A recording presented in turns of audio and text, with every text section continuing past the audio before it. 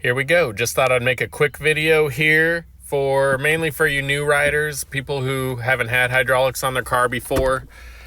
Things you're going to want to check. Yeah, right there. You don't want that. So what we're going to check for as far as ball joints, we're going to replace the uppers and lowers today. You're going to check your tires for uneven wear. If you don't have a big old extension, like a 1.5, 2 inch extension, and you're getting wear like this, that right there is 2,000 miles, which is not very much at all on a tire. So there's definitely something wrong, especially with it only being on one side. Jack your car up, give it a shake there, and you can see right there that upper ball joint there is bad. That one's really bad. And I didn't think the other side was that bad. Go ahead and give everything else a shake while you're under there. Right here, right, that part right there. That bolt right there, you'll see here. See how many turns I got on that? That's how loose that was. I'm pretty sure it's what was making a popping noise.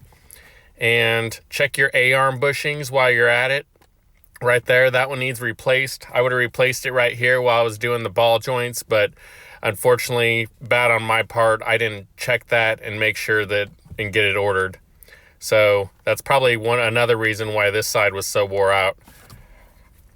Start by jacking up your car.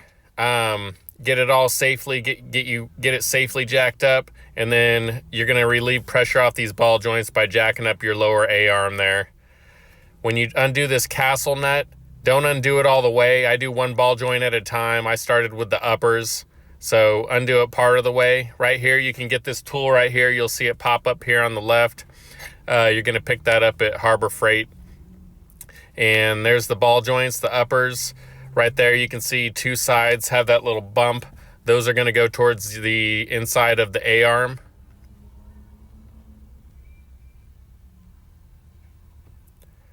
That's the so-called good side on the ball joint, the upper ball joint. It wasn't even that bad. So you just jack it back up with your jack, give it a little shake, and then it'll pop right in there, and then finish jacking it up, and then you can put your castle nut back on there.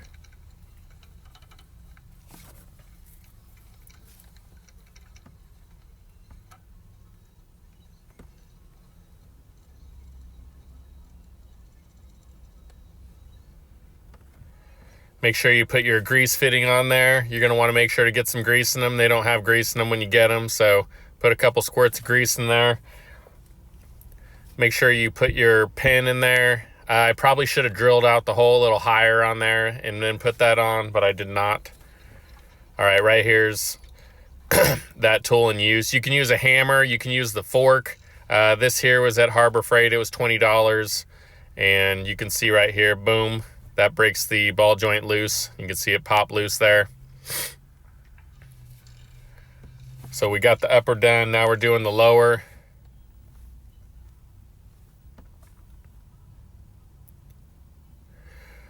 The lowers weren't that bad. I would say replace, depending on how much you use it, or if you hop it. If you hop it a lot, you're going to want to replace them pretty often. The lowers weren't that bad. I probably could have got away with replacing that every other time I replaced the ball joints, which these were on here 2 years. I don't really hop the car that much. It's just normal wear and tear. You tighten that top bolt, it will pull that up. There's the bad side. You can see that was just getting ready to pop off, just like at the beginning of the video there. I stole that clip from somebody off YouTube, so hopefully they don't get too upset over that. Here's the HD ball joints. They're a little bit larger. These are the lower ones, and I had to grind just a little bit of material off there so that they would fit. If you get the Moog ones, I believe they look pretty much like the original parts, which is there on the left. See how it's smaller?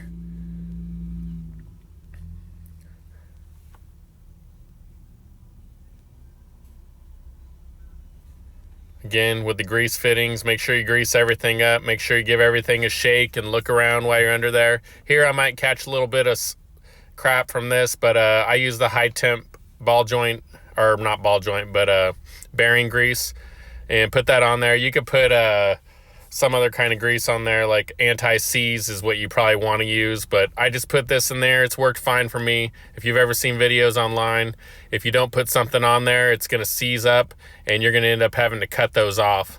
which is not fun and not cheap, especially if you have Dayton's. Get that wheel back on there. Make sure you peek back there. Make sure the teeth are biting. You don't want to put it on and have it come loose because the teeth were right on top of each other. Tighten it up, drive it for a while, bounce it around, and then get it back home and lift it back up. Tighten those rims back up. Make sure they're not loose. Then that's it. A couple more things we're going to check here. Your A-arms right here. Those bolts right there, they like to come loose, so make sure you keep an eye on those. Those coming loose can either pop off there or they can wear your tires down also. I hope you all enjoyed this video and you all have a great day. Thanks for watching.